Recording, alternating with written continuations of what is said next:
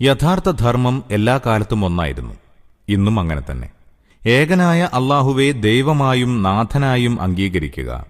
അവന്റെ സത്തയിലും ഗുണങ്ങളിലും അധികാര അവകാശങ്ങളിലും മറ്റാരെയും പങ്കുചേർക്കാതിരിക്കുക.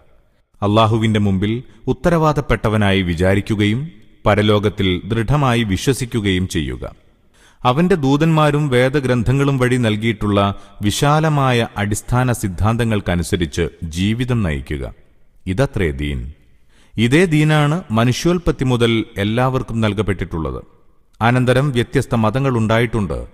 എന്നാൽ അവയെല്ലാം വിവിധ കാലത്തുള്ള ജനങ്ങൾ ദേഹേച്ഛകൾക്കും വഴിതെറ്റിയ ഭക്തിവിശ്വാസങ്ങൾക്കും അടിപ്പെട്ട് സ്വന്തം വകയായി പുതിയ പുതിയ ആചാരങ്ങളും വിശ്വാസങ്ങളും കൂട്ടിക്കലർത്തി യഥാർത്ഥ ദീനിനെ പലതാക്കി മാറ്റിമറിച്ചതാണ്. ഇങ്ങനെയാണ് നൂറായിരം മതങ്ങളും മതകക്ഷികളും ഉടലെടുത്തത്. ഓരോ മതവും ഓരോ